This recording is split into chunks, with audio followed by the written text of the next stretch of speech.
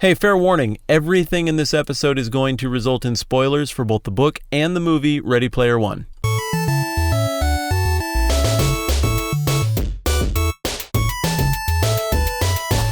Are you ready for the movie episode? I'm very ready for the movie episode. I've been to the movie 3 times in preparation. I've only watched it twice, and I'm pretty sure I know what you're going to say, and I'm pretty sure you're wrong. Oh, is that how it's going to be? That's how it's going to be. You liked this movie? I thought it was a good movie. Oh, come on. Yeah, come on. Oh, my goodness. Dude, you heard... So here's the deal. You don't like the movie because you use the word film, and you're a pretentious film snob. Am I right? No, you're not. No, I'm not conceding. True or false? Are you a pretentious film snob? No. You are. I will not concede that. That's ridiculous. Okay, so here. I enjoyed the movie. I thought it was a fun movie. Okay. Was it as good as the book? No. Not even going to pretend, right? But let's be honest, it was a pretty fun movie. It was so unfortunate it made me like the book less and reconsider things I said in our last review. Are you serious? I disliked it that much. When we walked out of it the first time, I said, ugh, what did you think of that? Did you really like that? Yeah, I thought it was good, but the book was better. I thought the story was worse. What is apparent to me is that there's no chance of us seeing eye to eye on this at all. I'm not going to try to convince you that this movie was terrible. I don't need you to agree with me on that in order for me to feel good about myself. Whatever, dude. Let's just talk about the movie, and let's see what everybody thinks. Game on.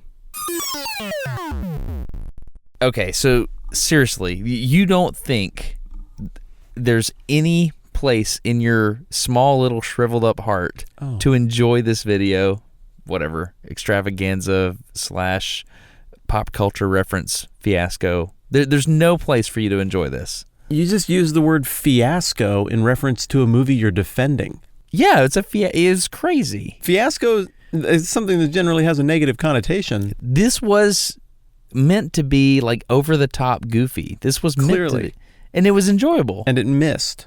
You have stronger feelings about film than I do. So why don't you lead the charge, and then I'll fill in as necessary.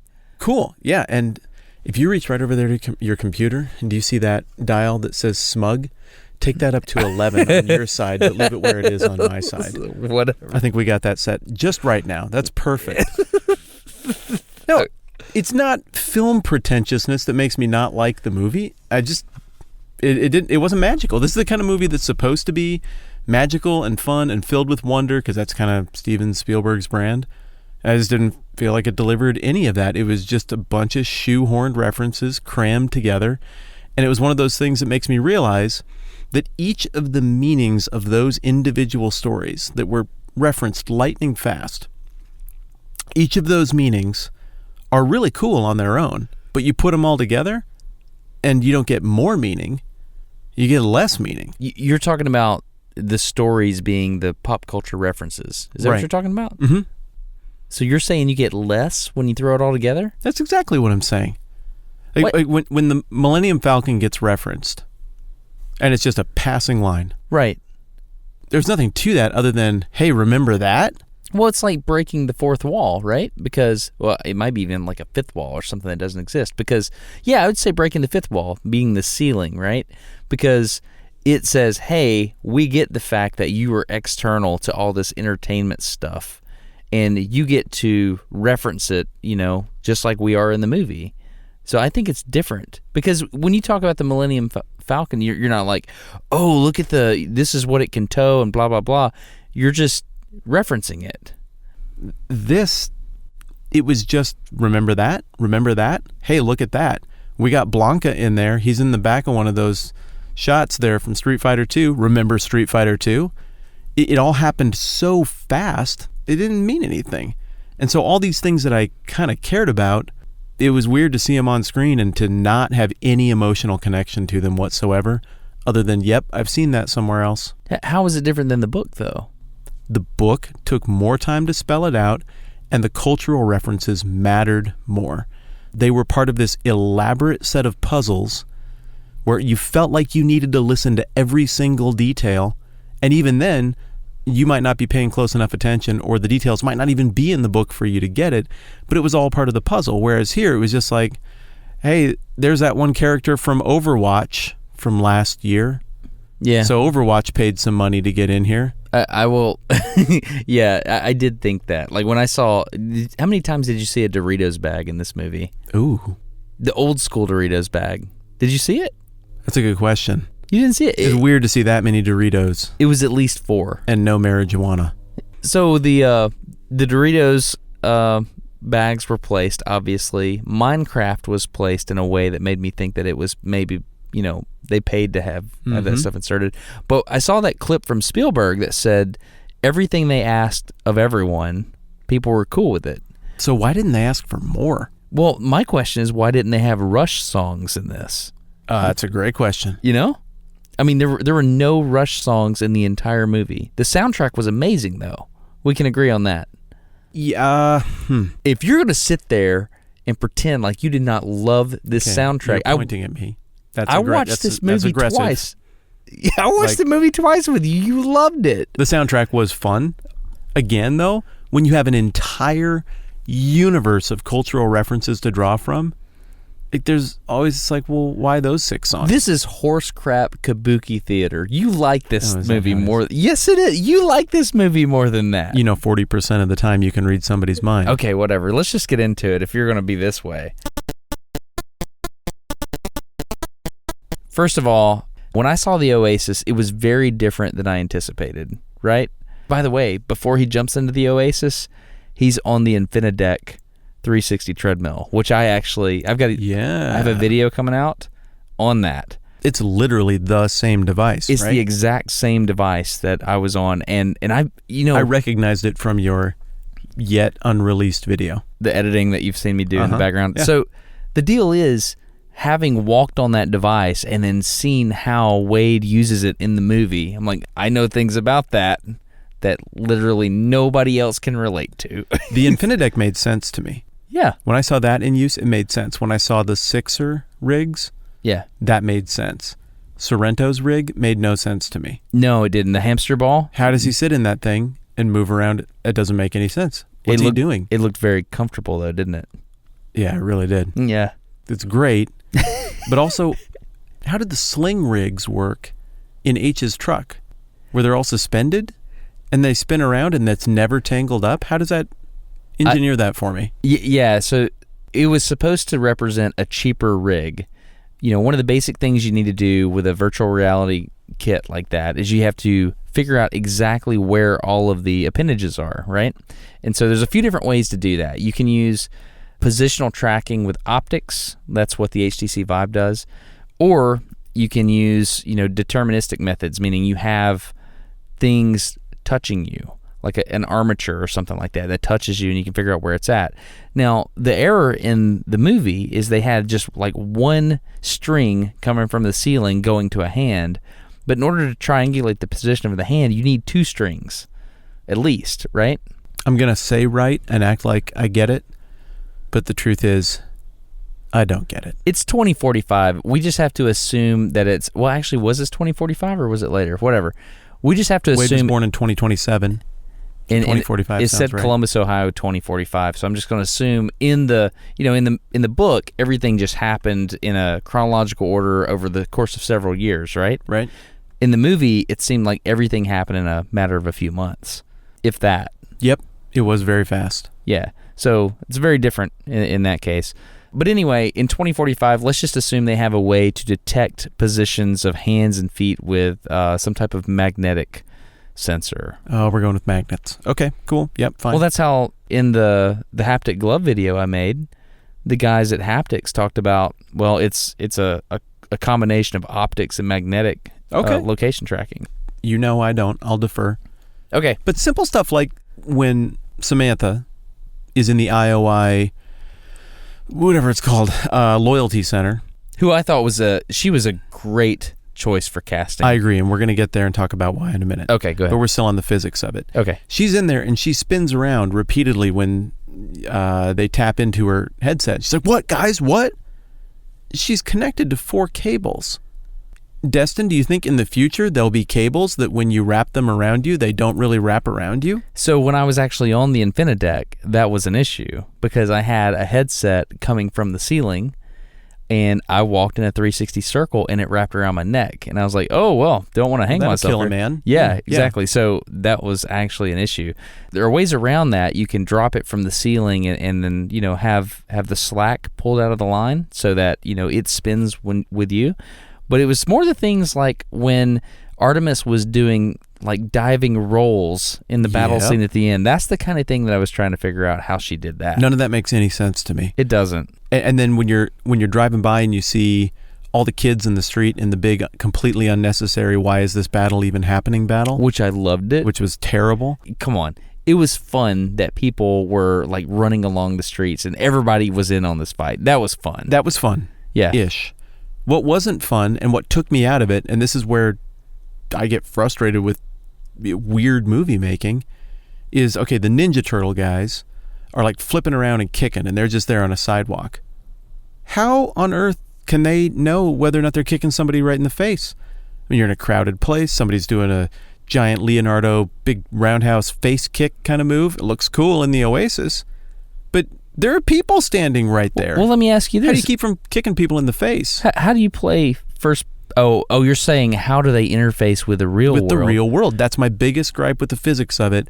Their interaction with the real world is wildly inconsistent. So the Halo crew, you saw them run through a couple times. Right. Cha-ching! Right. They are, sprinting down the street in that final battle, and as the van drives by, you see them out the window. Right. The van slowly passes them. Where are they going? How do they know where they're going? And how are they not running into the street? How are they not running into things or getting run over? Like this is presented as an almost endurable vision of the future, when in reality, everyone would just be dead. Everyone would die instantly when they play in the Oasis. You notice Parsifal's visor was semi-transparent, so he could see through. Right. And he could see what's going on beyond it. But I would assume it's direct laser projection onto the back of the retina is what I would assume, right? But, I mean, you got to think that there's some type of transmissive, I don't know, a big fancy word to mean he can see in the real world. Transformographizing? Yes, transformographizing. Mm-hmm. He can see in the real world and he can see in the Oasis. That's my guess. How could you win like that? Which ticked me off when Sorrento at the end, for some reason, magically couldn't figure out that he was wearing a visor. Yet another gripe. That entire 10 minutes there, that's the big gripe I have with the whole movie. The interaction with the physical world doesn't make any sense. And you can put projections of people in the physical world who are believable as being humans. Like, there he is. That's the kid who played Cyclops. That's him right there with that gun that makes clicking sounds when you point it at people. That's him right there. That looks completely real. But yet everybody chooses to look like that Final Fantasy movie, that live-action animated Final Fantasy movie from like 1998. Why would you choose to look like that? Right. When you could look like a completely hyper-realistic character from like Skyrim or something that looks like flesh and blood, as realistic as Wade looked when he was, catching Sorrento in the Oasis transfer. It doesn't make sense. You're completely right. Everyone would want to look awesomer. Yeah, I am not going to disagree with you. I thought it was interesting, the stylistic choices they made on their faces. They put, polygons on their faces to indicate that they were rendered. Mm-hmm. There was so much stuff they did in the movie simply to explain things to the audience. And I thought it was okay, but that one scene where they're like in Sorrento's, hamster ball room, but at the same time they're not, because they're in the Oasis, because they're in H's. And they're ultimately thwarted by just forgetting to close a door. Dude, just close that door real quick. My favorite part in that the one that opens into a completely alternate reality that'll immediately snap the person you're trying to trick out of the trance? No, my favorite part of that whole scene is when they go out and they're like, well, what's happening? And they go, well, if you look here on this screen that says real world, and you look here at this screen that says in the Oasis. Wait. Which one was the real world again? It's like, we know. It's the one that says real world. We know we're making such a goofy plot gap here that we're going to sit here and spell it out for the audience. And I was listening to it the second time. They must have said, this is in the real world, this is in the Oasis. They must have said it 3 or 4 times. Oh, yeah. It was people bad. Who are theoretically live in the Oasis. Yeah, it You was did bad. not need to explain that to Shoto. I'm sorry. We call him Show now? Okay, let's go back to the very beginning, All right. man. Okay. All right. So you don't sound very positive about this movie. well, you shut your face hole, Oh. and Wow. it was an entertaining. No, it's okay. It's an entertaining movie. We're right? going with shut face holes. We're gonna shut face holes. At the beginning of the book, Parsifal had nothing, right? Yes. And that's why it was so endearing. Because he Yes. had to come up from nothing. Yes. But now he's like, we jump right into it. There's a scoreboard that for some reason already has 5 slots on it, Yeah. spelled out, and then at the same time he's got a bunch of stuff. Like a DeLorean. Yeah. And how do you He had to feel? work hard to earn that in the book. He did. Well, what do you think about the fact that it spells out the high five immediately? Without ever saying it. And then later in the movie, he just says, I'm Parzival of the High Five. And you're like, the what? No, but I mean, we're introduced to H, to Artemis, to Oh, I thought it was Daito and terrible. Shoto. Yeah, I thought it was. Yeah, you're right. I thought it was terrible. So did you like this movie? Because everything I bring up, you're like, yeah, concede. You're folding like a house of cards here. Just as a movie in general, it's a make-believe, happy little, piece of entertainment. Did you enjoy it? I don't think I could sign off on that. You didn't even enjoy it? No, I was mostly disappointed. Okay. I was mostly frustrated with how much the physics of it didn't make any sense, and frustrated with how I didn't care about any of the characters except for one. So let me get this straight. You realize you're talking to a dude that really likes physics.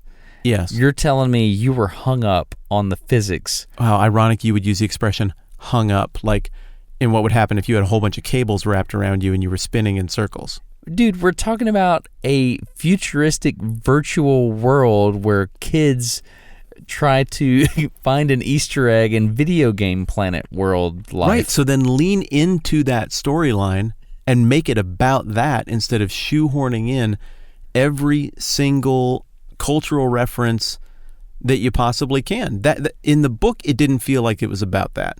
The cultural references supported the plot. Here, they weren't in support of the plot. It was just, here's a thing. And also, I think this suffered because it was not as chronologically targeted as the book. Well, how do you explain the people in the movie theater that we heard around us that clearly had not read the book, that were just like gasping every time there was a plot twist that we knew was coming?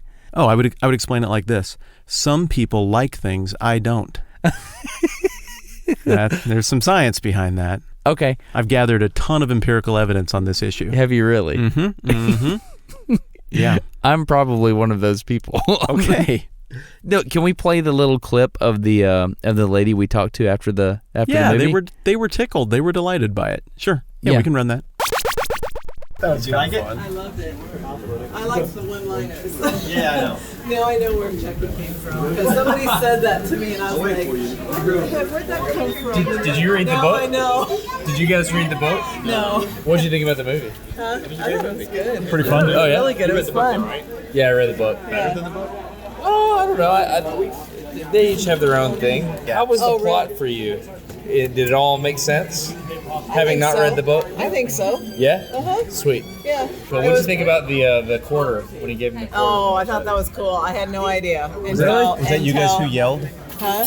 No. Somebody was like, I had no idea. Yeah. it was you? I really had no idea till he flipped that up, and I was like, oh man. What did you think about an extra H? life. H's character in real life? I thought that was cool. Really? Yeah, to have I your kind of saw woman- it coming when yeah. they made the comment about it could be some. It could be. Yeah. Chuck? Yeah. When H was the one who said that. Right. Yeah. That's awesome.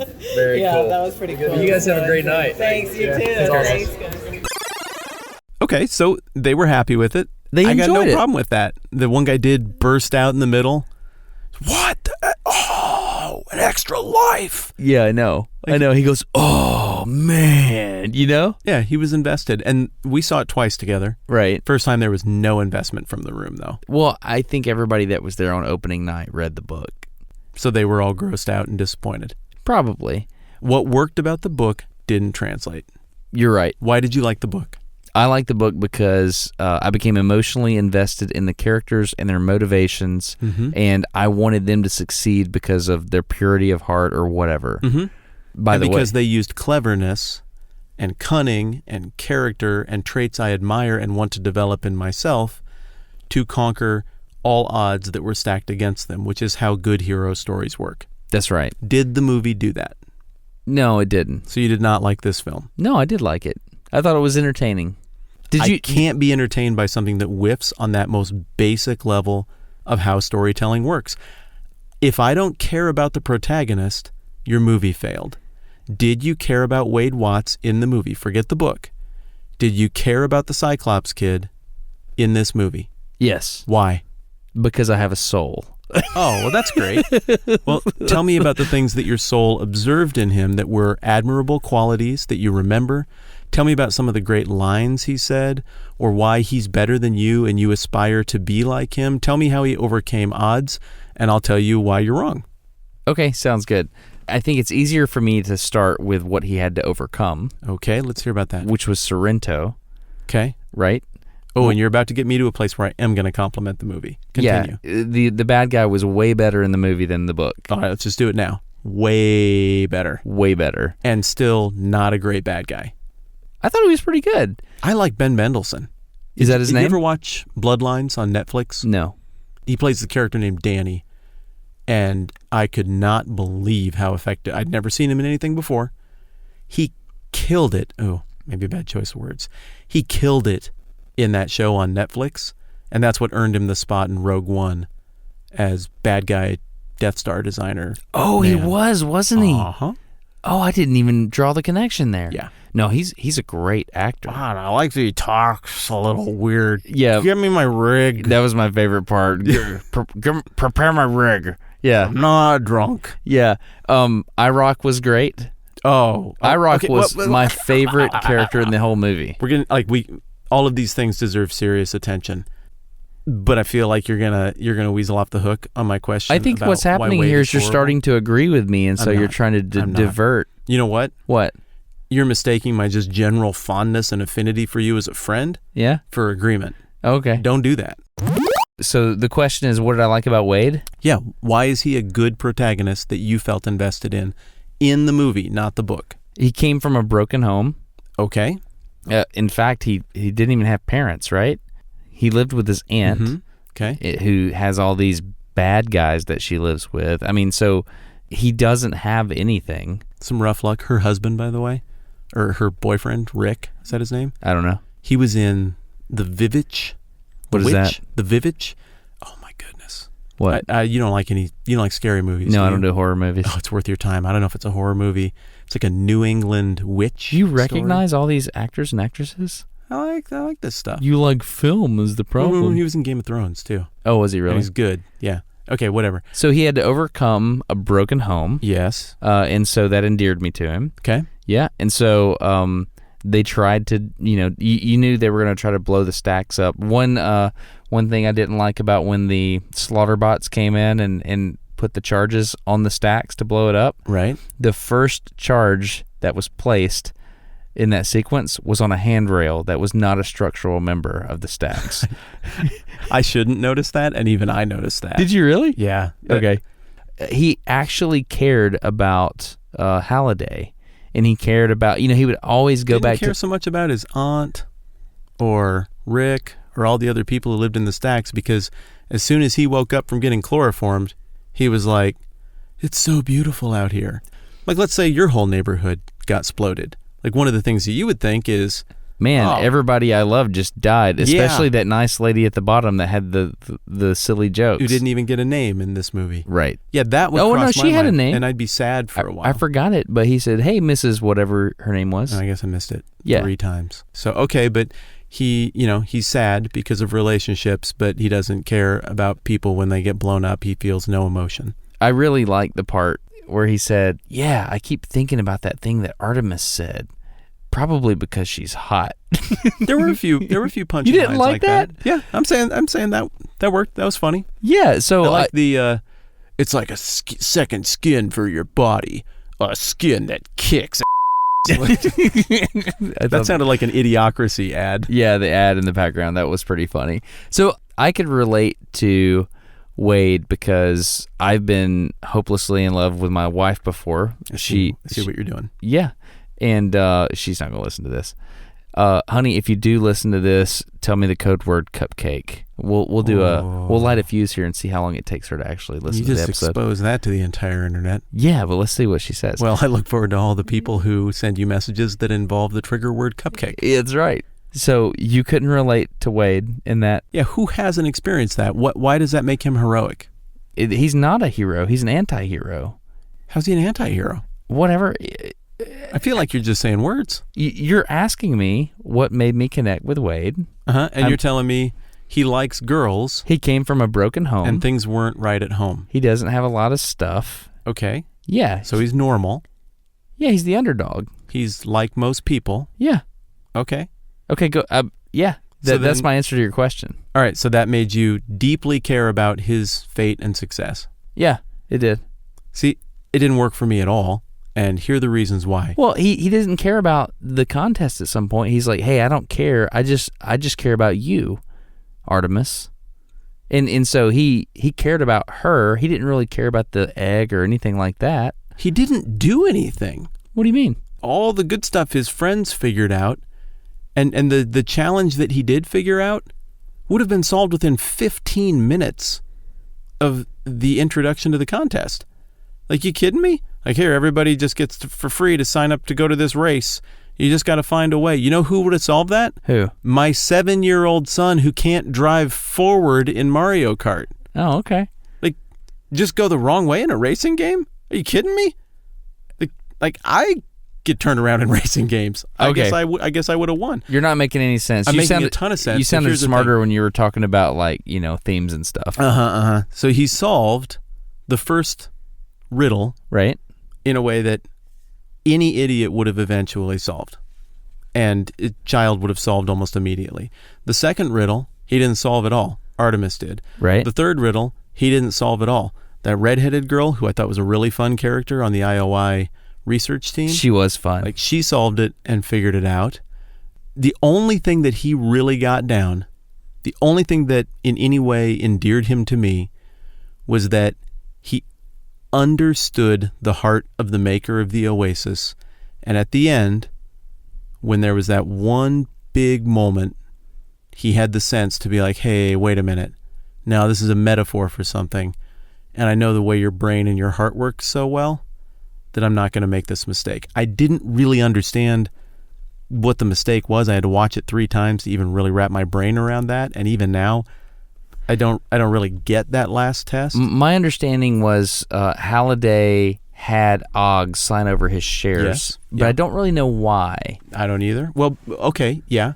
That scene when they're cleaning up from the birthday party is where Halliday and Ogg part ways, because Halliday pretty much wants to do anarchy in the Oasis. It's like, I don't like rules. I just want there not to be rules. And I was like, that's kind of a fun idea, a little Wild West action. And Ogg's like, it's getting too important. We need rules. And so that was why Halliday made the move, because he had a vision for it, and he didn't want a bunch of rules messing it up. Which is weird, because in the end, he had a bunch of rules to actually make it all. Yeah, that was pretty strange. Yeah. But he acknowledged it was a mistake. So I did respect that about Wade. But for the most part, I feel like he was a character who stood around and was left hanging on high fives, which I think might have been kind of some sort of visual reminder. I think he got rejected on 5 high fives. Did he really? Yeah. I just think everybody else ended up doing all of his work for him, and he didn't have any remarkable skill that made him better than me and made me look up to him. In the book, oh, wow, this guy's practiced every video game forever and he knows how to win. He can beat a demon skeleton monster at Joust on his first try. So you got a sense of why he was good. In this, he's just one guy. And further, how big is the Oasis? If this is the most important thing ever, you need to put more people in there to establish how big a deal this is. Really, there are like 100 people hanging out at the archives after the first key gets discovered? Right, yeah. Really? Yeah. Try a couple billion. Like, you'd get the little Reddit alien, sorry, the servers are down. But what they could do is they could have multiple instances of the archives. Okay. All right, that's a defensible workaround. Yeah. But how about the race? Multiple instances of the race as well? Yeah, no doubt. Who should have been the main character of this movie based on their charisma, their interest level, and their ability to interact with the story to make things win. Samantha. It should have been Artemis. Yes. Artemis is the hero of this show, Yeah, no doubt. but she's not the hero of the book. Correct. That's the key difference. That's where I think things went awry. You tried to keep Wade as the hero of the movie because he was the hero of the book, but in the movie, you got such an excellent, charismatic young actress in Olivia, what's her name? I think that's her name, who played Samantha, and she just outclassed all of her peers.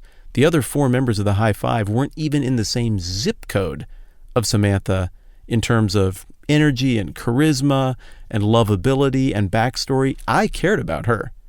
Like, whoa, that happened to your dad? Well, she actually, pushed Wade on, like, go, the Oasis needs you. And you're like, what the heck? Why do we know that, what? She's like, I'm going to go into IOI headquarters and I'm going to get captured. I'm going to destroy the orb of Ozyvox from within. Right. She did all the things in the movie that he did in the book. So Wade's master strike that sets him apart from me, his big act of courage that I don't think I could do in the book, is carried out by Artemis in the movie. Did you enjoy making her the hero? Did you enjoy Artemis's or Samantha's performance in the movie? She was my favorite thing about the movie. Yeah. Just overflowing with charisma and cleverness and energy.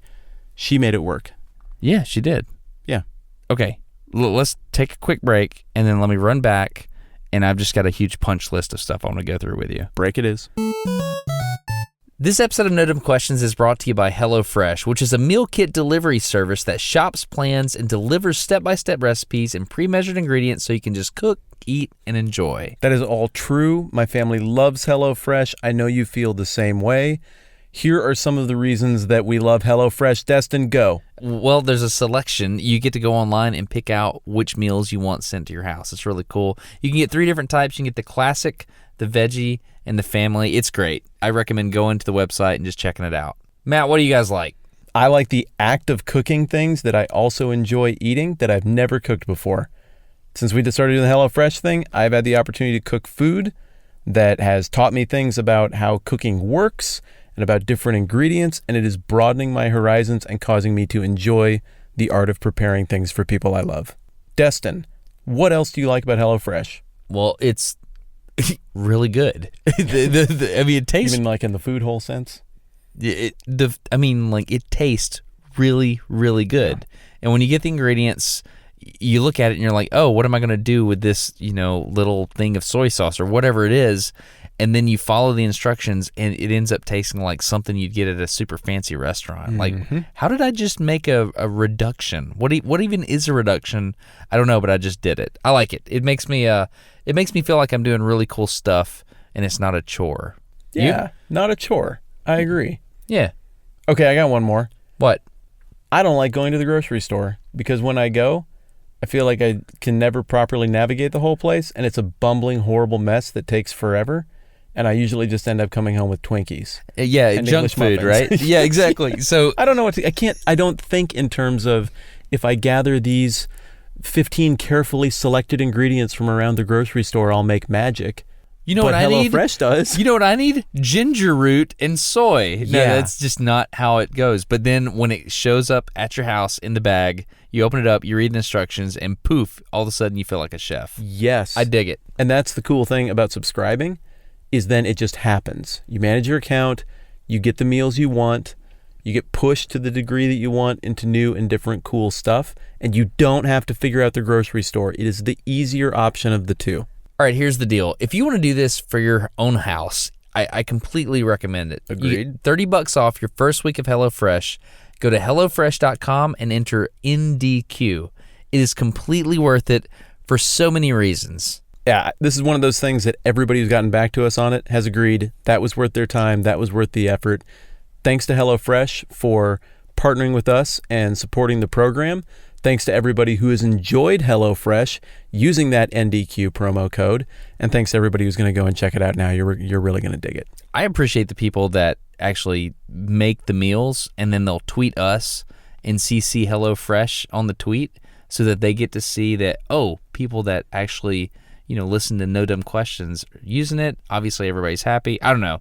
People that support the sponsors support us in a big way. We like all this stuff. I got a series of snaps from a guy who made a meal that looked delicious the other day that I'd never had before.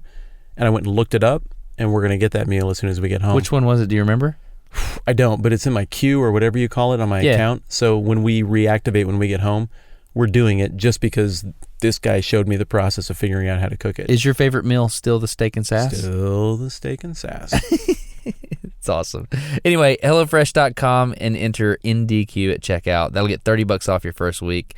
And thank you for supporting No Dumb Questions. Let's get back to bickering about a movie. Let's do that. For some reason, it bothered me that Sorrento wore his haptic suit over a dress shirt. I don't know why. That bothered me. But I like that his haptic suit was put on him like armor on a knight by his assistants, by his squires, as he walked to his steed. That was pretty interesting. That was a fun touch. I didn't think about that. Yeah, including his crotch piece. Do we really need crotch haptics? I don't. Do you need a crotch haptic? I do not. No. No, your life is complete. Oh, so here's an interesting thought. Weird. You know the homunculus man? Yes. Okay, I'm just going to go here. So we talked about in the video I did on Smarter Every Day, the 2-point prop. You basically take two pencils, you put them in different dimensions relative to each other and press the skin. And if you can tell that it's 2 points instead of 1, then that's, within the 2-point threshold. Right. Does that make sense? It makes perfect sense. So the picture of the homunculus man is basically the human body resized for the density of nerve endings in the body. Right. So there's gigantic hands, really big lips, the ears are, all that, different sizes. Everybody noticed that there wasn't a crotch or there wasn't, genitals on the homunculus man that I drew in the video, or I had Bethany help me draw. And everybody jokes, oh, well, the genitals would be huge. I don't think they would. Don't think they would, or no, they would not? Are we measuring that by nerve endings? Are we measuring that by degree of sensitivity to sensation? Or are we measuring that by the 2-point threshold? All I'm saying is you can do the 2-point threshold on yourself. Oh, my goodness. and the homunculus man is a movie review about Ready Player One. All I'm saying is it's not what you would think. It's just not. I thought the movie suffered because how far out of the way they went to try to shoehorn in the net neutrality theme when the source material would not have been considerate of the net neutrality theme. You're talking about when IOI said we can put 80% of their viewers' area before they have seizures or whatever. Is that what you're talking about? Yeah, and when Sorrento in the memory is like, we could have a gold level and a silver level. Oh, yeah. And like you pay to play, pay for access. Yeah. And then, in the huge moment of applause moment with the popular opinion, which I in many ways agree with, Halliday's like, oh, good latte. And like, that's it. Haha. We dismiss your dark corporate ideology. Right. And I'm not a big fan of that dark corporate ideology either. It just felt like, just let me be in a silly movie about Ryu and Street Fighter characters, the Iron Giant charging a castle. Don't cram in easy to score points with hot button political issues du jour. It's not going to stand the test of time anyway. I didn't like that they did that. So let me get this straight. You were looking for more of just an entertaining movie, and you weren't really wanting to do things like deep themes or anything like that. That's what you were looking for at this moment in time? I wanted the themes to be deeper than just pushing the easiest button you could possibly push. Like, maybe we could throw in a couple other themes, like, well, do you think racism's bad? Oh, cool. Maybe we could have like some sort of anti-racism. Well, obviously racism is bad. We just don't need super obvious themes. Give me hard themes that actually challenge me and push me instead of saying easy things that I already think that are obvious to think. It wasn't virtue signaling. It was just showing you what motivates Sorrento, which is money. That's all that was. I disagree. They were trying to do an internet high five and endear themselves to an audience. Jeez. With a couple of really easy throwaway lines. When you walk in the movie theater, you do it on a very high horse. Seriously? I just saw your face. You got genuinely angry at me. which is what I was hoping for. I didn't get genuinely angry at you. I still am. Okay, whatever. IROC was by far my favorite character. Yep. I mean, he was. So how you do? Actually, you know, I've got kind of a carpal tunnel thing in my neck, and like that was clever character writing. Yeah. And it was well performed. Yeah. And I just thought it was fantastic. I would have been fine with ditching all the other characters and just having Artemis versus IROC. Yeah. Mm-hmm. That would have been good. Mm-hmm. And I mean, I think Halliday and IROC were the two best characters in the whole movie, but IROC was... you would put them ahead of Artemis? Yeah. Huh. In terms of like acting performance. Yeah, I think all three of them crushed it. I thought Ben Mendelsohn did well too. TJ Miller is the guy who was voicing IROC. He's Deadpool's bar friend. You know who TJ Miller is? Yes, okay, I do. All right. I just liked the shtick. It was the same kind of joke as the one they ran with the impressive clergyman and the Princess Bride, where he steps up and you're like, oh, this guy's going to be legit. And then he has that voice. What I liked about it is in the end, when he was sitting there defending Anorak's castle, like he was a legit bad guy. Like he wasn't all jokes or anything. He wasn't like shtick and stuff. He was just a bad guy at that point in time. He was a legit bad guy who was camping. Yeah. He was camping, and what does he say like 2 scenes later? That's a total camper move. Oh, so like a camper to not know that you're a camper. Whatever, IROC was great.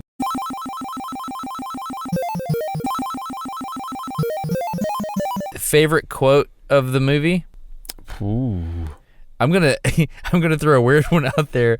Okay. IROC said something like "hose on Santa." Oh my goodness! Like, yeah, I was pretty giggly about that, and I funny. also liked IROC's line where he's like, "He is not a failure who is surrounded by friends." Right there at the end, he's like, "Whatever." yeah, that was charming. I know I can think of a lot of lines that I felt like fell flat. What did you think of the whole plot structure? Like the way they did the keys, what the challenges were, how it was set up with the YouTube video from Halliday. The YouTube video was great. I thought the funeral scene was fantastic. That was pretty cute. Yeah, it was great. They had the little Star Trek symbol. What do you call the symbol that they wear on their shirts? It's you know what I'm Federation talking? Yeah, insignia. Yeah, they had that in flowers. I thought that was that was really fun. That was a nice touch. I like that they told us that Halliday doesn't care about money by having him flub up the $500 million or $500 billion. Dollars.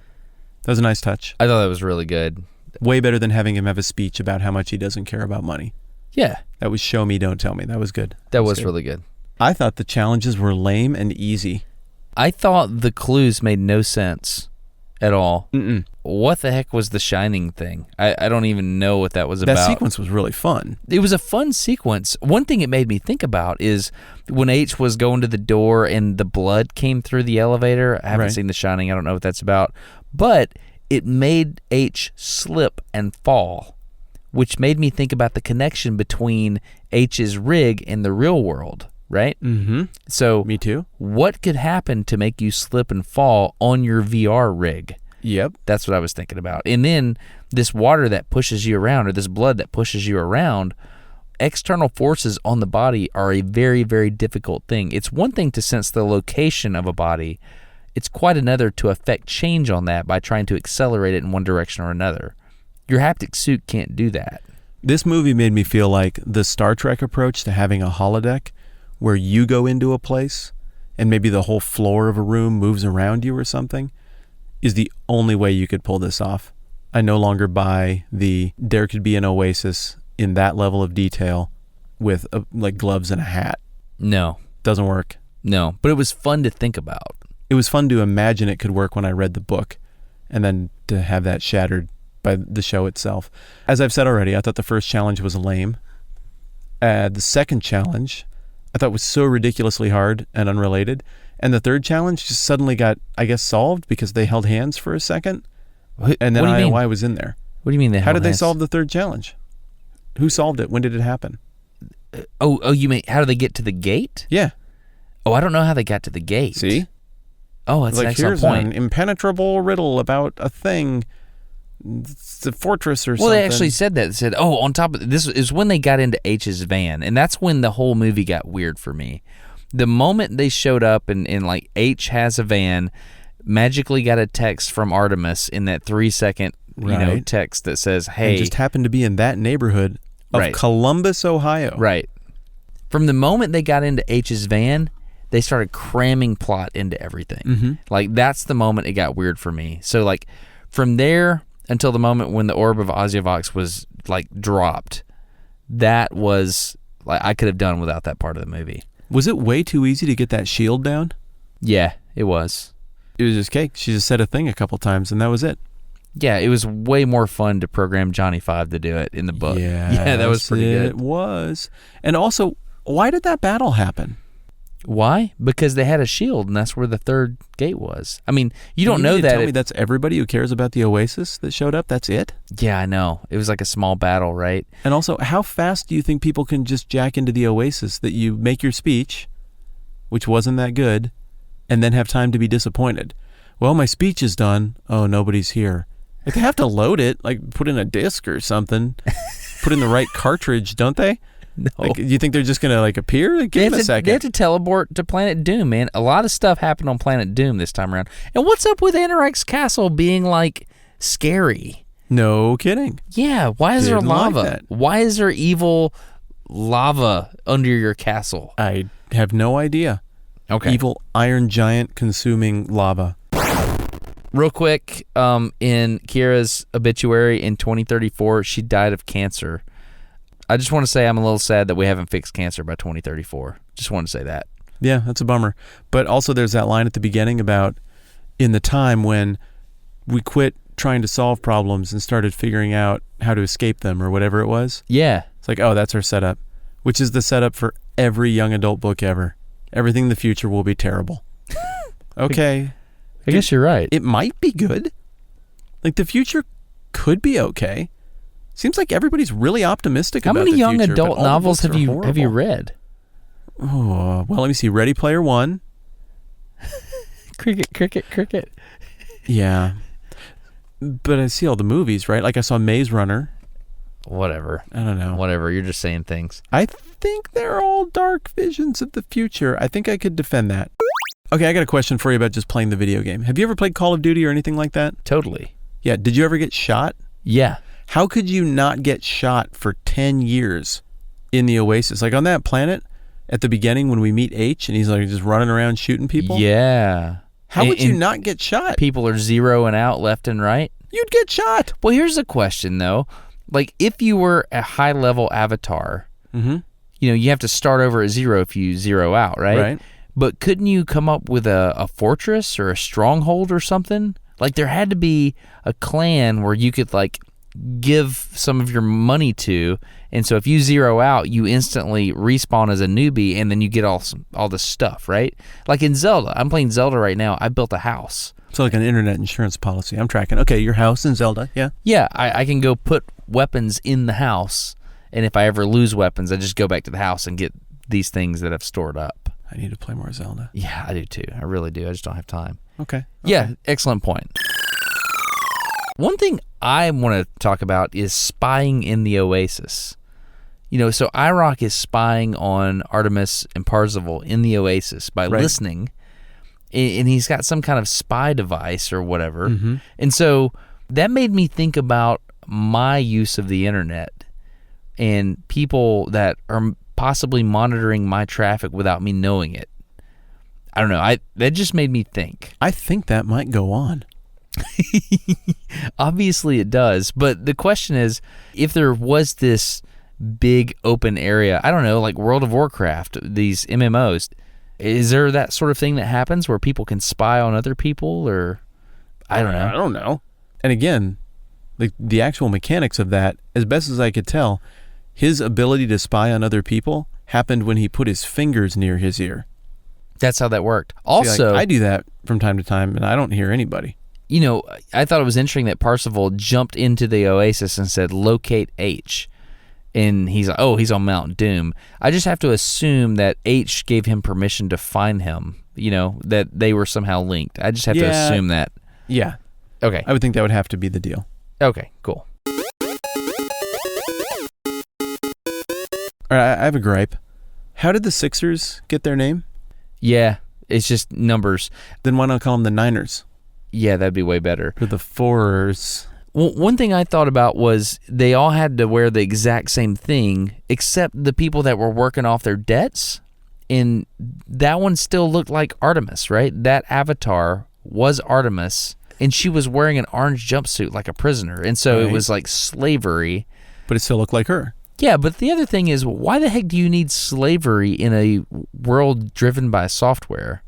Like, why do we need people to physically pick up charges and place them on a bridge? Why don't we just run a rectangular array algorithm to just drop these bombs over there? And the answer is to make a point about the dangers of corporations. And corporations are bad. Corporations are bad. Laziest bad guy ever, by the way. What do you mean? White corporatist. Like, I'm not saying that I can't imagine an evil white corporatist. That's very easy for me to imagine. So working off debt. Yep. Aren't you doing that with your student loans? Yep. What's the deal there? I went to college and I have debt. Well, the deal is, in the Oasis, IOI somehow gets your soul, and then they just make you work off debt, but you're also accruing debt faster than you can pay it off. It kind of feels like my student loans. What's the deal with your student loans? I feel like it got sold to dozens of different companies and they change the rules every time. But you had like a shell game that you can't get ahead of. Like you had a set amount of debt for college loans, and then you started trying to pay it, and what? Well, and all of a sudden, apparently we agreed to capitalize interest with some phone technician that I couldn't understand who was taking my call in another country. Obviously, I understand that I have to pay interest on a loan, and I think people should be allowed to collect interest, and I owe them that. My gripe is I feel like they've unfairly assessed a whole bunch of interest. What do you mean? I mean, it's not like you got the loan and it said like a 7% interest rate. It wasn't that straightforward? It just got handed off from party to party so many times, and I talked with people in other countries who are probably wonderful people, but I want to have a conversation about an investment that big with someone who speaks the same kind of English as me, who I can deal in nuance with, and at times that didn't happen. And we found out after the fact that we signed up for things that we did not intend to sign up for and never would have signed up for, that proved to be very, very expensive and were irreversible. Like, did you sign a piece of paper? I don't think so. I think it was all over the phone with call centers in other countries. That's not how contracts work. I don't know, man. It got weird, and that was their defense when I pushed back on it. And their other defense was that was like 2 loan servicers ago. We didn't do that. I don't know what to tell you, man. Why don't you just quit paying it? I don't think you're allowed to quit paying it. I think they really, really want you to pay that back. But you've already paid the amount you borrowed plus interest. Yes. So why are you still paying? I don't want to go through the pain of what happens if you stop paying. I hear it's horrible. It sounds like you're they're being unethical. I feel like that. Yeah, I feel like that. Well, why don't you just man up and stop it? What? I would love to hear your solution. It's not like they're going to strap a bucket on your head and put you in a little tiny cell. I kind of wonder, man. I kind of wonder. I'll tell you this. If they do, I will hack into the mainframe by creating a virtual world, and I'll send you the codes for how to unlock your cell and get out of there.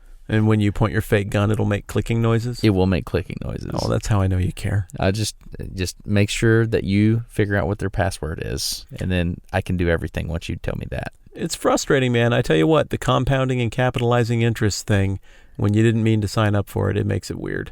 Yeah. Yeah. Seriously. If you ever have a bucket on your head and you're in a little cell, I'm the guy to call. That is a very strangely specific set of circumstances it would require to call you for help. I don't mean to make light. I know it's a big deal. That's frustrating. It's been nipping at my heels for a long time, but I'll get it figured out. Okay, I got one. Bring it. As an historian, I would say James Halliday came up with the most clever way ever to be the most studied person in history. Yeah.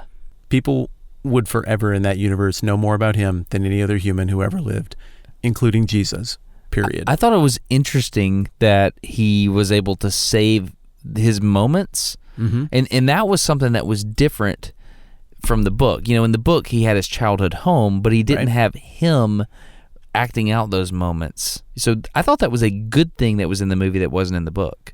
Oh, wow. again, I totally disagree. I think the existence of the curator character and the existence of the Hall of Memories hurt the movie hugely. Why? The book, the almanac, was in part crowdsourced. It was assembled through all this research, through his own journal. It was Wikipedia about his life. It was the Bible. It was the Bible of this religious kingdom in which people lived. Which there were overtones of Halliday being God in this. There movie. Certainly were. Like when Parsifal, won the first challenge and he falls down on his knees before him. I saw you go for your notebook at that moment, and I knew that's what you were writing. Yeah. Yeah. I was like, that was weird. Yeah, and then the thing at the end where he's like, oh, I'm not really Halliday. What was his avatar. consciousness? He said, is Halliday dead? And he said, yes, he's dead. He said, well, what are you? And he said, thanks for playing my game. Right. Which to me was a vague nod at deistic theism. No. Yeah. No. I said this last time too. And I'm telling you, you noticed that they had him fall to his knees before the god of the Oasis. I'm telling you, at the end of this movie, you are supposed to be, oh, thanks for playing my game. Okay, so the creator set things in motion, but then steps out the door and leaves it. It's deism. It's 18th century, 19th century common view of God. No. Something made this, but now the earth belongs to the living. Now the Oasis belongs to the living. I interpreted it as Halliday figured out how to put his consciousness into the game. That's how I interpreted it. Right, but that little line, thanks for playing my game, with that golden light and all that was going on there, it was meant to make you think of a God who is choosing to be absent. I thought it was a crappy movie you didn't enjoy that wasn't very deep and was poorly written. Yeah, and I feel like they completely whiffed on the theme, but that's what they were trying to do. I don't think so. Agree to disagree. Agree to disagree. My kids were so ready for this movie. I took all three, and we've been pounding the 80s music. Yeah. And teaching them about 80s culture. And part of the reason is because I want to share my early youth with them. And part of the reason is because I want them to be aware of life and culture before right now. I think that's good for a kid to understand that things that are cool and stylish didn't start yesterday or the day they were born, that many fads have come and gone before now. I'm hoping it equips them to do well in their teenage years. But it was so fun going to this movie with them, because every song that came on, Van Halen, Hall & Oates, they yelling knew it out that? in the theater. Oh yeah. The only one they didn't get was Joan Jett and the Blackhearts. They I Hate Myself for Loving You, or I Love Rock and Roll. One of those was in congratulations for raising children to know 80s music. I commend you for that. B, it. what the heck? You took your kids to this movie?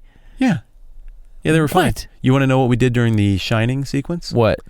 They all buried their heads in the cushions per my instructions prior to the movie and plugged their ears. Oh, really? Obediently, yeah. And then when it was over, they watched the rest, and then the next morning we told them what happened. What about the Chucky part? Yeah, I forgot about the Chucky part. So they did take that in, but that didn't faze them at all. Like, out of the context of those Child's Play movies, it's not scary, it's just stupid. Well, what about, the F-bomb? They've heard the F-bomb from bad people we hang out with. Well, here's the thing. Why did they even do that? Why did they drop the F-bomb in this movie? Because you're allowed one. I know, that's so dumb, though. Why would you spend it? But why did they drop the F-bomb in that one moment? It was like, it was a throwaway thing that it was just another reference they were throwing out at you. And they said, oh, and we're awesome enough to use this really bad word. Yeah, and it got cheap laughs in the theater. It did get laughs. Come on. Yeah. It's a garbage laugh. I wasn't impressed. Yep. Can I tell you something that did impress me? Yes. I really liked the moment where H is counseling Z on what to wear, and he's like, oh, Buckaroo Banzai, you're gonna wear your outfit from your favorite movie? Don't be that guy. I am that guy. I loved that. What do you mean? That was my favorite Wade moment. Why? Because he just owned it. Like, it was a nice geek comic book culture moment. Just what's Buckaroo Banzai? That's a really goofy 80s movie. It's hard to describe. It's one of the stranger movies you'd ever seen. It's a tough watch. Really? But it's goofy and silly and fun. And so I just like that. Like, you know what? Instead of pretending to be this or to not be this, just own it. This is what has informed my life. I've made the pursuit of this egg my life. I've made the study of this decade my life. I'm not hiding it. Speaking of dress, did you think they over-sexualized Artemis? I didn't like that when she danced, she looked like the Enchantress from Suicide Squad. Like, she just wiggled. It was the most fake she ever looked. Right. So I just thought she came off as stupid. And when I picture Artemis, I just visualize her in that dance scene that should have been at Aug's birthday party. Yeah. It worked better. It did not work to just have there be a random club. But no, I didn't care for that. And what was with her coming on to him and grabbing his crotch plate and all of that stuff? I wasn't cool with that at all. I wanted Artemis to be this gal that was just awesome at everything she did, and she was for the most part. But I think they over-sexualized her for reasons that weren't very clear, other than they want this to be a team movie. That's my gripe. Yeah. Good point right there. I don't mind them sexualizing a character at all if it makes sense for that character to be sexualized. This did not. That's part of life, and it's part of good storytelling. No sweat. It didn't make any sense. It was out of character. If you're going to be like that in public for no good reason, and then a minute later be all mad when he expresses his love for you, that's out of character. It was dumb, and I think it was all for the gimmick of just seeing the haptic suit when she slid her hands up his body. Yeah, I thought that was childish. Okay, I want to talk about the fight between Godzilla and Daito. When he turned into Gundam, That was kind of fun. that was awesome. I really liked that moment. I want to learn more about Gundam. I don't know what that is. It was cool looking. Yeah, that robot. It was one of the. He would shoot all over the place, and Yeah. It was one of the things that was kind of on the fringes of my awareness as a kid, but I definitely knew what it was. it felt like Voltron, and I loved Voltron. Like, why? Big time. Why? It was like mechanical and a robot, and there was a sword, and like these things turned into the bigger thing, and like all the lions, and Voltron was my jam, dude. Really? Yes. I always felt like it was the same thing again and again. Hey, I got an idea. Rather than flying around like lions for the first part of the fight and then later being like, maybe we should form Voltron. Why don't you just form Voltron Like, just to begin with? always be Voltron. It's like, the Power Rangers, man. You gotta... That is not a good positive example to support whatever you're going to say next. Well, I mean, they have their own personalities, and they don't always want to work together until they have to. Come on. What? Anyway, so Gundam fighting MechaGodzilla. I thought that was great. How about the uppercut? I really loved the uppercut. I love the uppercut, and it made him fall backwards. Yeah. And I like that all the different Sixers all turned red anytime something big would happen. I like that. That was a fun touch. I agree. But did Artemis kill Sorrento in the cab? Didn't that happen? Yeah, with a mad ball. Yeah, she threw a mad ball in there, and it exploded. Right. And then the next scene, he was alive again. Yeah, I don't understand that. I don't understand the consequences of zeroing out, I guess. Maybe they had backup versions of him. That's what I was thinking. Backup Sorrentos. Probably need to explain that then. So the showdown, where finally, I love Daito's heroism. It was really fun. Yeah, it was. Where he's like, nah, I'm just going to zero out. I don't know what the deal with him, like, taking a little chill break in the back of the van was, where he, like, didn't have a visor on. He would just sit there and, like, exhale and inhale. Yeah, he was... like, what are you doing? Centering his chi. The biggest battle that has ever happened is happening. You should go battle. He knows what he's going to do. He's waiting for that moment. Yeah, he's going to put the glove on. So that was cool. Yeah. And then he holds up Artemis, and Artemis shoots out the eye of Godzilla, and then makes about 30 seconds worth of eye contact. And Sorrento's like, it's her. And she's like, gotcha. And then they look at each other. Another thing Sorrento could have done in that moment would be anything. Anything. Anything. And instead he just stands there. And also, why would you use a mad ball? You know that gun you're shooting? Yeah. I would just shoot him with that gun. Well, you got to take out MechaGodzilla as well. Duh. I think if he's not in there anymore, MechaGodzilla isn't going to be much of a factor. Okay, I'm nitpicking. I have more nitpicking to come. What's the deal with the Cataclysm just being something you could buy? Yeah, that was lame, wasn't it? You could just buy it. Oh, dude, the holy hand grenade why on earth did he just like, okay, I guess I should throw the holy hand grenade without counting to 1, No 2, kidding. 4, 3. What? You have to. Why? Like, dude, if you're going to give 4 seconds of screen time to throw in the holy hand grenade, 3 of those better be counting in a really weird, British voice. Yeah, a failed British accent. Absolutely. I was disappointed by that as well and thought the same thing. Wasn't it fun when everybody at IOI headquarters forgot that they were trying to win the internet forever and become rich, and instead we're like, it's a game. I'm rooting for him. Somebody win. We've studied this our whole lives. We want to see what happens at the end of the game. Well, the researchers were good guys, right? They actually so. care about this stuff, right? Yeah. I kind of like those folks. Mm-hmm. I did too. I was sympathetic to them all along. I'll tell you one thing that I wasn't sympathetic to. Big bearded guy who was a part of the research team. He was the one in charge of the red marker on the whiteboard. Yeah. In 2047, we haven't got to a point where when you move the red marker across the whiteboard, it immediately makes a line. Did you see that? No, what happened? Both times he used the red marker. He moves it, and the line isn't appearing at the same time. You can make a completely immersive universe where you can get kicked in the crotch and feel it, but you don't yet have the technology to move a marker across a board and have it make a virtual red line. So I made the case that Halliday uploaded his consciousness to the Oasis. Yes. So I have something else a note here that says located somewhere up here.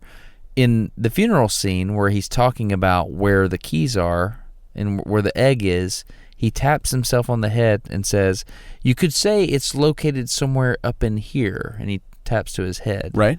And that's something that I think, watching it the second time, told me that he was referencing the fact that he had uploaded his consciousness to the Oasis. I just wanted to say that. Okay. All right. I could see that. Let's talk about the big showdown at the end here. When Sorrento goes into the stacks and everybody's like, hey, you already killed a bunch of us. You can't kill our friend and hero. Except we're going to step aside and let you go straight to him and aim a gun at him. Okay, there are probably 50, 100 of you. Yeah. Many of you who end up eventually carrying spray-painted signs celebrating the high five. That were fabricated instantly. Instantly. All saying completely innocuous things like, Parzival. Go Parzival. Yeah. Artemis is good. I really did not need that at all. That was disappointing. A Yes. little shout out to Fame. Yeah. It's like how ESPN always shows up at kids' events in sports movies, so you know it mattered.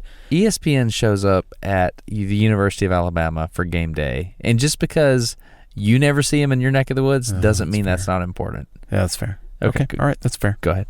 I can't push back. If you ever start to feel behind like you do right now, go Alabama football, and I will just bend the knee. So Sorrento pulls out that gun, and it makes a clicking sound. Yes. Guns in this movie click when you move them? They do. And they only click when they become dangerous. Yeah. The sound design for the movie, I thought it was pretty bad. Because working with Gordon McGladdery of A Shell in the Pit, I know what good sound design sounds like now. And I thought Gordon probably did better in a lot of the stuff he's done for Smarter Every Day than this movie did in a lot of places. He is awfully good. The one moment in the movie where I thought the sound engineers nailed it, or the audio engineers, whatever they call themselves, is when the cataclysm goes off and this wave is going along, and every time it hits an avatar, you hear this... The jingle? Yeah, the money just jump out of them.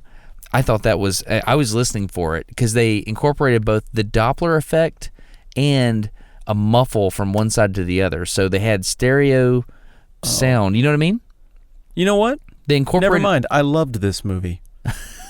You've changed my mind. A+. No, but I do agree with you. That was a really cool moment of sound design. That was so condescending. That was so bad. Well, you're still ahead 17-1 on condescension right now. Oh, my goodness. Og comes to the door. It's Simon Pegg, American accent, which is kind of fun. What did you think of Og's role in the movie versus Og's role in the book? So much cooler in the book. I mean, Og's birthday party in the book was fantastic. And the fact that he just like had resident deity avatar status, and he could just lightning bolt out of his fingers and stop everything. That was awesome in the book. Og flying them to his location and basically saving the day, being this overarching guy that's watching everything but not really. Now, I did think it was interesting in the movie that, they go up to the curator and they said, hey, this thing with Kira, and it really confused the curator because it was Og. You only see that if you watch it a second time, right? Mm-hmm. I thought that was pretty good, but nowhere near as good as what Og could have been in the movie. I agree. And then at the end, they tried to make it all about him when he didn't come up at all. I kind of feel like Ernest Cline, he did something with the screenplay. Yeah. You feel like he kind of went for the money a little bit. Do you remember at the beginning of this when I said, I disliked this movie so much that it made me reconsider my position on the book? Yeah. That's why. Because Ernest Cline was involved, and I think I may have attributed to him thematic genius on a few points that you laughed at me about when we did our review, and I'm now thinking maybe you're right, because there is no thematic genius in this movie. What do you mean? They're cheap nods at themes. Like, go outside. Remember that when it was tagged on in the last 10 seconds of the movie? Like, go outside. Don't be in the internet too much, kids. Yeah. Should go outside 2 out of 7 days. Right. Because outside, you get food out there. I did not like that because they implied, you know what? We're going to cancel the Oasis on Tuesdays so I can make out with my hot girlfriend / wife or whatever she is now. Yeah, that's not outside. I don't think that was cool because, that's... Yeah, I don't like the message it was sending there. It sent the message that you can only obtain happiness if you find a mate. And I don't think that's true. I also don't think that's true. I saw it as a weak sauce attempt to try to be like, here's a nod to parents who are concerned about a little too much video game, and a nod to people who really think video games are great. Only 5/7 of your life should be spent wearing a bucket on your face. Whatever. That got a whatever. Okay. I think you're overthinking it. I just don't like the fact that they tried to imply that you have to be happy. Other people have to make you happy. I didn't like that. Happiness is a choice. Hey, Destin, you know what melts my brain? The fact that I halfway enjoyed this movie and you didn't? I think that's been well established. You know what else melts my brain? What's that? That a whole bunch of people support us on Patreon. That does melt my brain as well. Do you get really cool messages from people? Like direct messages? The best. One thing I've noticed on Patreon, when you reply to those messages, you don't indicate if it's from you or not. I always put like a -D so people know that it's me talking. You're making a really good point. You need to start doing -M or hyphens, just sad face, because you're just generally sad all the time. See, I'm not generally sad all the time. I don't know why you said that last part, because everything you said up to then, I was like, great point. You're just setting up the pins and knocking them down, and then you said that, and it was hurtful. I don't know what I was doing. The point is... What is the point? I should indicate when it's me that's talking. You're right, because we share the account. It's really fun to engage with people on Patreon. The point is we can gush and gush and gush. What we really just want to communicate is thank you to everybody who supports us. Yeah, on Patreon, the people that are contacting us on the messages on there, responding in the comments, just really cool people. On top of that, thank you for actually financially supporting this thing that we're doing. Full disclosure, we took the kids off of the wives today. Effective dadding. Yeah. We told the wives, we're taking the kids and we're just going to go somewhere, and you don't have to know.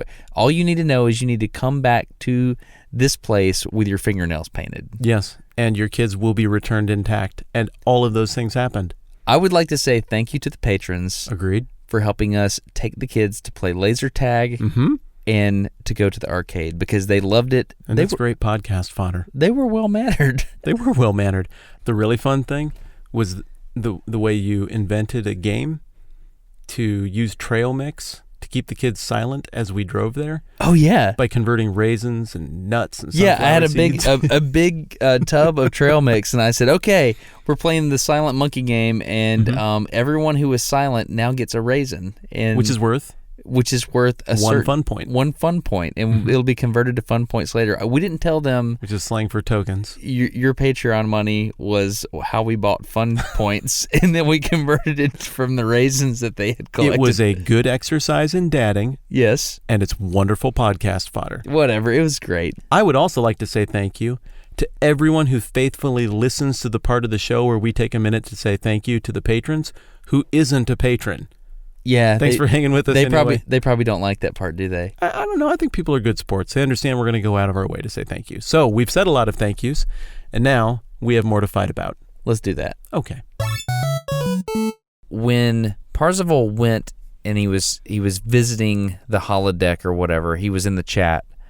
How did his avatar see?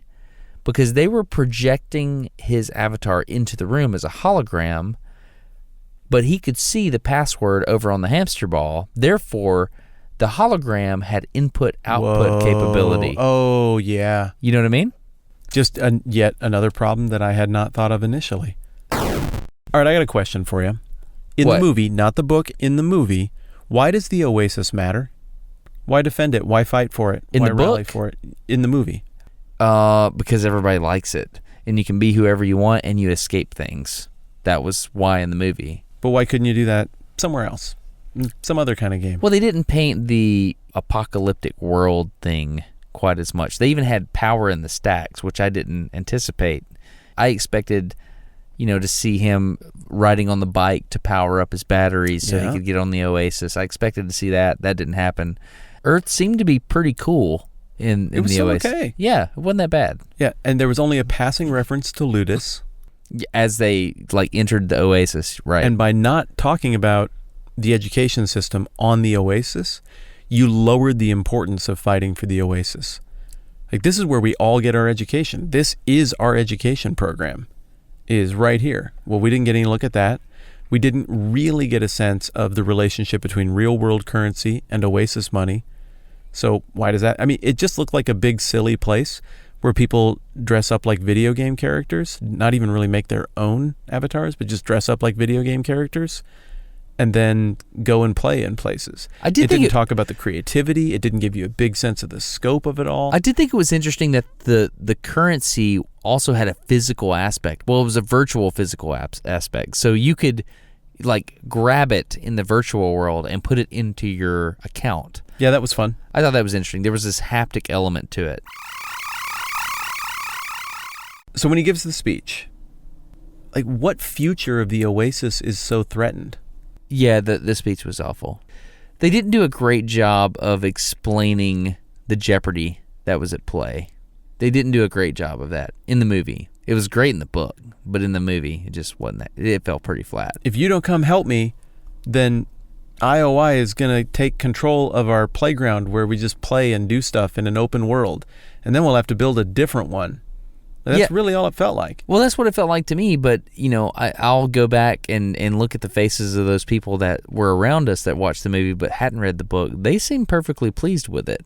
So I think we have knowledge that it's hard to get out of our heads about the book. I think it's a reasonable expectation to say, you need to make me invested in whatever we're fighting for. And I think the movie failed, whether you read the book or not. I can concede that. Okay.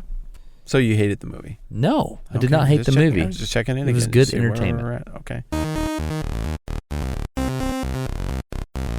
I think I might start robbing banks. What do you mean? Well, until this movie, I didn't realize how easy it was to sneak around in rooms full of people. Oh. But what I would do is I would You're stand talking by the door of the bank. talking about when it was Samantha at this moment was just sneaking around the hamster ball room. Instant ninja. Yeah, he was in a room full of people where no one had peripheral vision. Right. None whatsoever.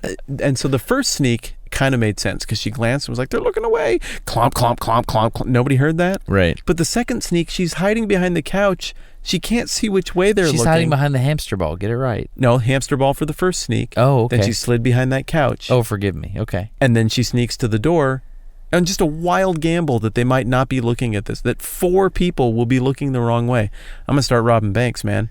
I think it's that easy. You just kind of shuffle around real fast and breathe deeply and then do it again and maybe nobody notices. That was comical. But that was in that section of time that I told you that we're just going to throw out, which was when they first got in the van to when they brought down... Oh, so another word for that would be Act 3, which is something some people consider to be important in movies.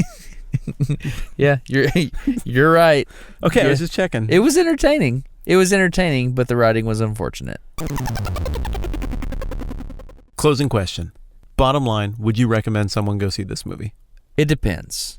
If they're a fun-loving person who, in general, enjoys life and, doesn't take things too seriously, then yeah, they would enjoy it.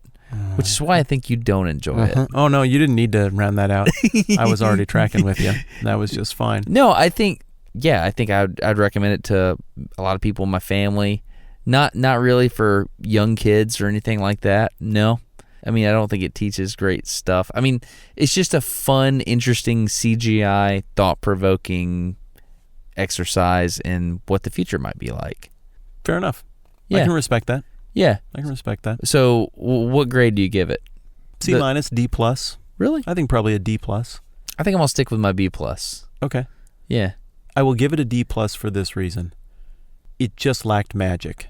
If you're gonna make a movie and spend all that money, give it a memorable soundtrack. What was the theme from this? Of course, you don't know. No one's going to know. No, I was just thinking about, when you said soundtrack, I was thinking about the moment when, right before they bombed the stacks. I remember reading the book and that being a huge, pivotal moment for me. Like, oh my goodness, I can't believe this is happening. But in the movie, when they said, okay, Wade, that's right, I know your name, I remember distinctly thinking, there's no background music here at all. Like, I need a really deep cello or something right now. There's nothing. Yeah, give me something. My point is, when movies like this were great, and sometimes blockbusters are great, there is this sense of magic and a connection with the main character. You love the main character instantly. And then you see the main character grow, and then by the end, you're like, I aspire to be more like the main character. Answer me honestly. Do you want to be more like Wade Watts after watching this movie? No. Correct. No one is saying yes. No one listening to this podcast is like, well, I do. No way. There's nothing likable or desirable about him. He just wasn't He's nerdy not enough. Unlikable. He wasn't just meh. He wasn't nerdy enough. In the book, he was hyper nerdy, and that's why we liked him. He was into stuff, and he had, self-discipline to get stuff done. That's what we liked about him in the book. And in the movie, he just happened to be at the right place at the right time several times in a row. He figured out one good thing, go backwards, and it was spelled out, but his success made no sense. Yeah. So for me, that's a deal killer right there. And then, I don't know, just that sense of magic that comes with innocence, mixed with a little bit of a knowing wink, mixed with, wow, they really touched on some stuff that's brave and matters here in this movie. Like the themes in E.T. when that came out were brave. Whoa, like this is still early 80s, man. We're touching on like the question of the outsider and the insider, and the insider relating more to the outsider than the insider. Like that was bold. That is not bold now. I mean, the themes in this were tried, but you had the opportunity to get deep into like privacy and what makes a person a person. Is it your brain, your heart, and your soul, or is it what you look like? There was way further they could have gone than that. And then the question of an artificial heaven, artificial eternal life, and artificial, a man making himself into effectively a deity. There are all kinds of questions there where, they could have jabbed on what I believe, and I still would have loved it if they'd gone there. Felt like it was set up on a tee in a way almost no story going right now is, and they just skipped it at every turn and picked the easy thing and the safe thing. You know why? That's why I didn't like the movie. You know why? They did that because they had a chance to go for mainstream entertainment and money. Yep.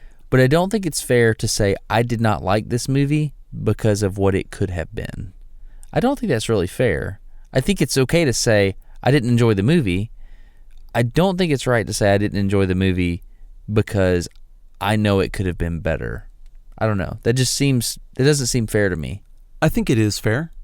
I think I'm also understanding your pushback. I think it's a valid pushback. I would say, even themes aside, the structure of the story, the development of the characters, and having an underdeveloped protagonist could make this no better than a C film. If you don't care about the protagonist, it's not a good movie. I think if Og was more involved, I think the movie becomes a lot better. Yep. I think they just made the wrong moves in adapting it. Yeah. Or they should have just, if we knew the movie was going to be different, you made a good point earlier when you said they tried to stick with Wade, but Artemis did all the heavy lifting. Mm-hmm. If they would have just made a full transition to Samantha, I mean, it could have slayed. Rock and roll. Yeah. Yeah. I would love to see some kind of re-edit. I think that's the best point you made tonight. Oh, okay, thanks. Yeah. I think you made several also good points. I'm just having trouble remembering what all of them were. Whatever, man. Okay. I enjoyed this. I would like to propose something. Yes. Next 2 episodes, Okay. we need to talk Ender's Game, and we need to announce our next book when we do so.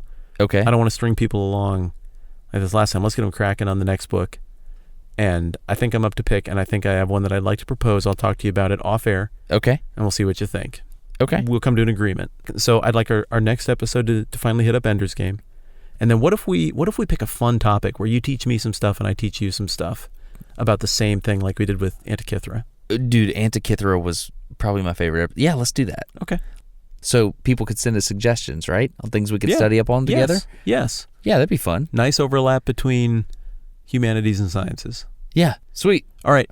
All right. Every Spielberg movie ends with a little bit of golden lit sentimentality. So I would like to do the same. I really had fun going to this movie twice with you. It's been fun hanging out here. And getting to do this in person and have you yell at me where I can see you Yeah. is way more fun than over the phone. Yes. It is fun. I enjoyed playing paddleball with you today. Yeah, that was pretty good. That was pretty fun. You know what? I'm going to show you one thing before we go. What's that? I haven't told you this yet, but I'm going to disclose this. What? Just a second. I got to turn on a light here. It's going to require the keys. This is worth your time. What is it? I think it's going to be visible. Yep. You can still see it just barely. What? All right. Do you see this mark right here on my head? Yeah, what is that? Yeah. One time I missed a ball and I hit myself in my head with the side With of the my paddle? And it hurt real bad, but I didn't want to tell you. You played it off? You didn't That's awesome, man. I think I like it because you're hurt. Yeah, I am hurt I'm joking, and you just bashed me for an hour. Yeah, well, I beat you at laser tag, and then I hit myself in the face with a paddle. Yeah, you can't let me know that. I really wanted to still ride that high. All right, well, let's pretend to say goodbye, and then we'll just turn the mics off and still be here in this truck. Bye. Okay, see you, buddy. Later. All right, bye. Have a good one. Talk to you next time I see you. Yeah.